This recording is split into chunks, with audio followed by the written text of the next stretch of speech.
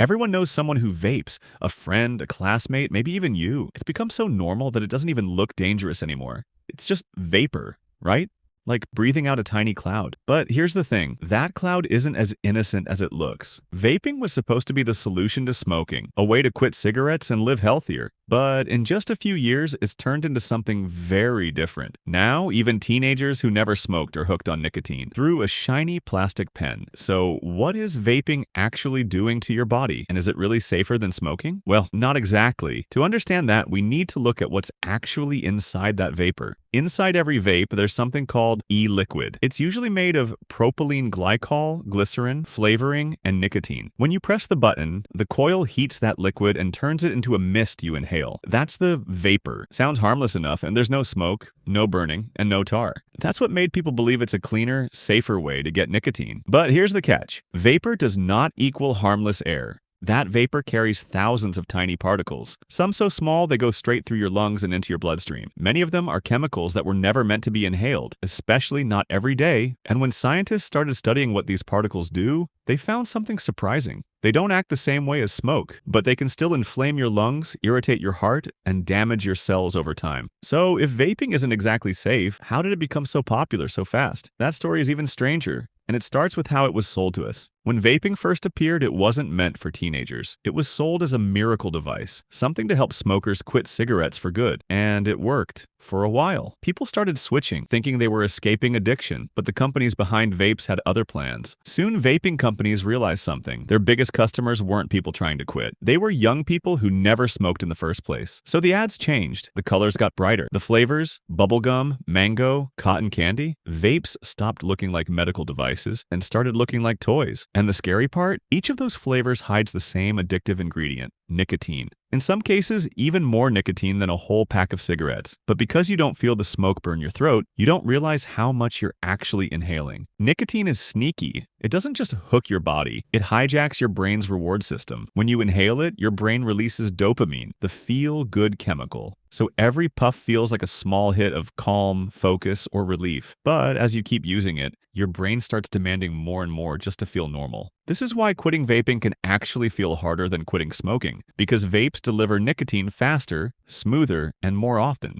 Some people hit their vape hundreds of times a day, way more than a smoker ever could. So now we have a strange situation. Millions of people who never smoked are addicted to nicotine. Not from cigarettes, but from something that was supposed to help people quit. It's like trying to escape one trap, but only to walk straight into another. But nicotine addiction is just part of the problem, because what happens inside your body after years of vaping is something scientists are only beginning to understand. Let's be honest, when you vape, it doesn't feel dangerous.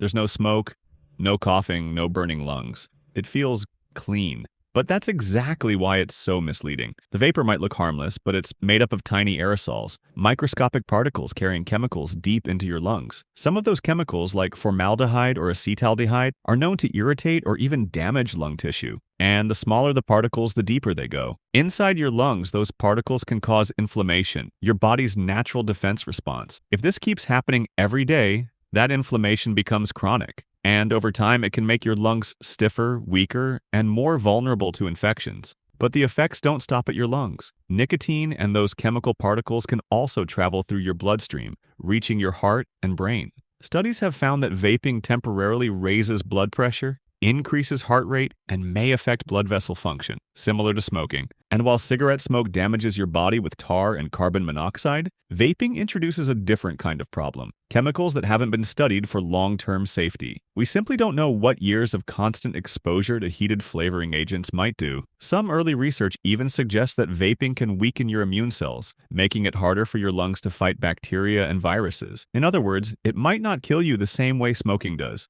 but it can still make your body weaker, slower, and less able to protect itself. So when people say, at least it's safer than smoking, they're half right, but also half wrong. It might not fill your lungs with tar, but it fills them with chemicals we barely understand. And that brings us to the real question. If vaping isn't harmless and smoking is deadly, what happens next? How do we break free from a habit that was designed to feel good while quietly taking control? If you've ever tried to quit vaping, you already know it's not easy. You tell yourself, I'll just stop tomorrow. But tomorrow becomes next week, and next week becomes just one more puff. Nicotine is powerful, not just because of what it does to your body, but because of how it tricks your brain. Every puff gives you a tiny hit of dopamine, the brain's reward signal. It makes you feel focused, calm, even happy. But the more you use it, the less your brain produces dopamine naturally. Now you need the vape just to feel normal. That's why quitting feels like losing a part of yourself. Your brain starts craving that missing chemical balance. You get anxious, irritable, tired, and then one puff makes it all feel better again. It's a loop designed to keep you hooked. What makes vaping worse than smoking in this sense is convenience. There's no smell, no lighter, no pause. You can do it in your room, in your car, even between classes. And every time you do, your brain learns one thing. When I feel bored, stressed, or sad, vaping fixes it. Over time, that link becomes automatic. You're not even thinking about it anymore. You just reach for the vape without realizing it. That's not weakness. That's neuroscience.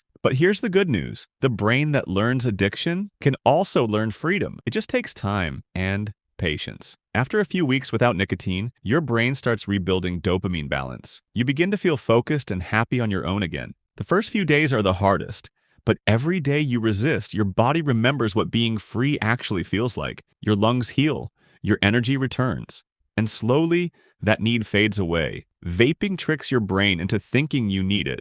But the truth is, your body doesn't need nicotine. It needs peace. And once you start taking that back, every breath feels a little more real. Vaping was meant to be a solution, a way to escape the damage of smoking, and maybe in some ways it helped. But over time, it became something else, a trap that looks harmless, a habit disguised as a choice. That's the strange thing about modern addictions.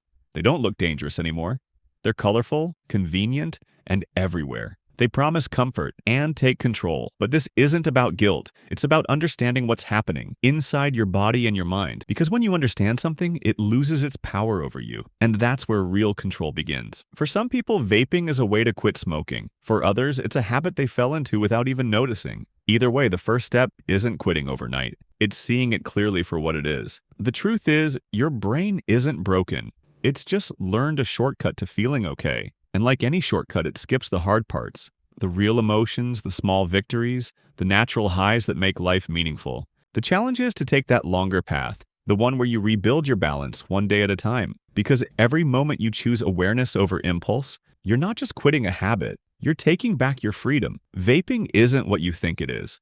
It's not harmless, not simple, but it's also not unbeatable. You have more control than you realize. You just have to remember, every breath you take without it is a small act of taking your life back. One day, the cravings fade. You wake up, breathe deeply, and realize you don't need it anymore. The air feels lighter. Your thoughts feel clearer. The small things, laughter, music, even silence, start to feel rewarding again. That's not weakness leaving your body. That's freedom coming back. And when you get there, you'll see it was never really about quitting a vape. It was about remembering what it feels like to be yourself again. Subscribe so I can pay my rent.